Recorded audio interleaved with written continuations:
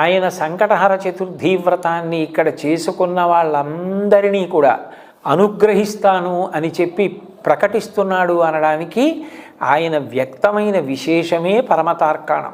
ఎప్పుడూ ఆయన చుట్టూ నీళ్లుంటాయి. మిగిలిన భూతములన్నిటిలోకి జలభూతం చాలా గొప్పది. ఎందుచేత గొప్పది అంటే పరబ్రహ్మానికి ప్రత్యామ్నాయం తజ్జలాన్ అన్నమాట. వేదం భగవంతుణ్ణి తజ్జలాన్ అని కీర్తిస్తుంది. నీటి రూపంలో భగవంతుడు ఉంటాడు. అందుకే లింగపురాణం చేస్తూ వ్యాసుల వారు ఒక మాట అంటారు, సంజీవనం సమస్తస్య జగత సలిలాత్మిక భవ ఇత్యుచ్యతే మూర్తిర్భవస్య పరమాత్మనః అని. నీటి రూపంలో ఉంటే అందరినీ బ్రతికిస్తాను అని గుర్తు. ఈ లోకంలో అందరికీ లభించేటటువంటి అమృతం తేలిగ్గా లభించేది ఏది అంటే నీరు. పంచామృతములు అంటే ఆవు పాలు దొరకచ్చు, దొరకకపోవచ్చు. ఆవు పాలతో చేసిన పెరుగు దొరకచ్చు, దొరకకపోవచ్చు. ఆవు పాలతో చేసిన నెయ్యి దొరకచ్చు, దొరకకపోవచ్చు. ఆవు పాలతో చేసిన పెరుగు, నెయ్యి, తేనె దొరకచ్చు, దొరకకపోవచ్చు. నీరు అమృతం, పంచదార కాదు. పంచామృతాల్లో 5వది నీరు. అమృతం వా ఆపహ అని పేరు. నీరే అమృతం. అటువంటి అమృతంలోంచి నేను ఉద్భవించాను.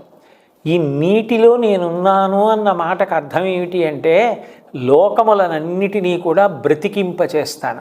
బ్రతికింపచేయడం అంటే కేవలం అన్నం తిని బ్రతికుండడం కాదు. బ్రతుకుకి అర్థం తెలిసి బ్రతకడం. జ్ఞాన వైరాగ్య సిద్ధ్యర్థం భిక్షాం దేహీచ పార్వతీ అంటారు శంకరాచార్యుల వారు. భక్తి ఉండాలి, జ్ఞానం ఉండాలి, వైరాగ్యం ఉండాలి, జన్మ యొక్క చరమ ప్రయోజనం తెలిసి ఉండాలి, బ్రతికున్నన్నాళ్ళు సుఖశాంతులతో బ్రతకగలగాలి. ఇవన్నీ నేను మీకు ఇవ్వగలను అని చెప్పడానికి ఇప్పటికీ ఆయన ఉన్న ప్రాంతంలో నీరు అలా పుడుతూనే ఉంటుంది.